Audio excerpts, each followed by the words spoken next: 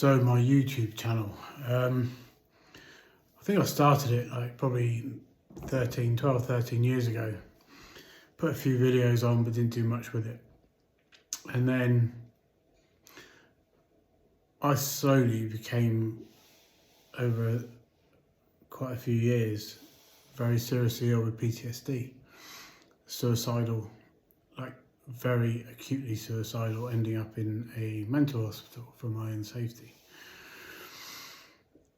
When my brother took his own life in January 2014, and we just had the 10th anniversary just passed, there was only 2 videos of my brother that I could watch that are on YouTube.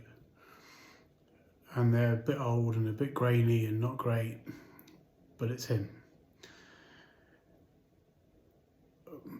When I was so seriously ill, I did not think I was going to survive.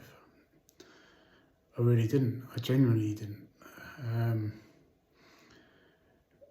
I wanted to leave my son with a record of his father, for what his father was like, what he sounded like, what he looked like, what he was doing in his spare time training wise. And this is the dichotomy of being so ill, that I love my son and I wanted him to remember his dad whilst being suicidal. And the reason for that is you reach a point in the illness, as my brother did, that you feel that people that you love more than anything in the world would be better off without you. It's not a selfish act. It's actually the way you're thinking at that time. It's a selfless act. You think that you're such a liability to them that they would be, in fact, better off without you. That isn't the case, but when you're ill and when you reach a particular point in an illness, that's how you feel. So I wanted to create a record of me, I guess, for my son, for when I wasn't there. And I think I could only truly say that record will not be needed in about August 2021. So really recently, like we're talking just over 2 years ago, that I was like, I am back 100%. I've got this completely under control. I'm good. I know how to manage the illness. I know how to manage triggers. I'm good.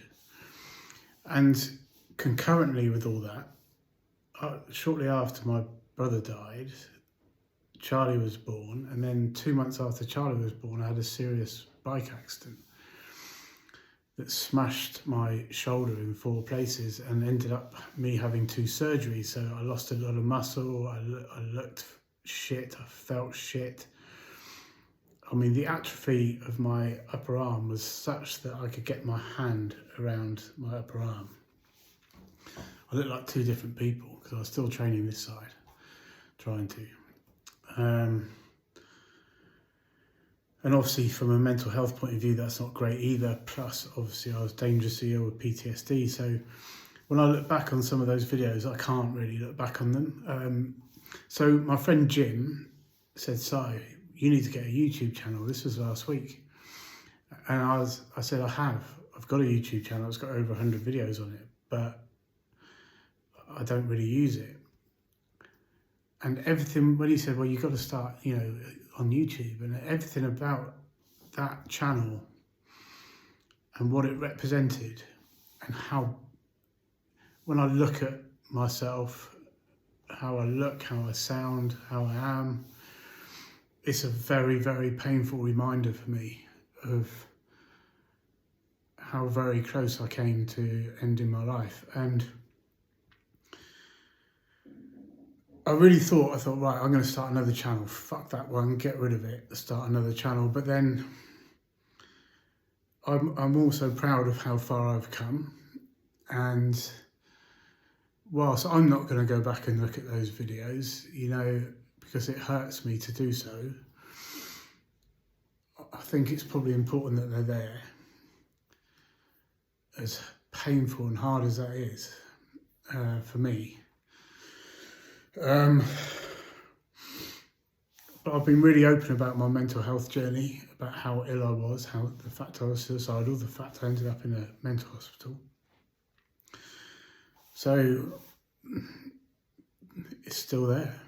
And what I'm just going to do, I'm just going to build on that existing YouTube channel with hopefully me looking a lot better, sounding a lot better, being healthy, mentally and physically. And then I'll just add to that channel. I've got lots of adventures planned for Charlie and Olivia and stuff like that. It'll be on there, plus my training. I'll probably will do a full days of eating because that's what I get asked for all the time. And yeah, but that is the story behind that, my YouTube channel, and the reason I haven't used it for a good few years until now.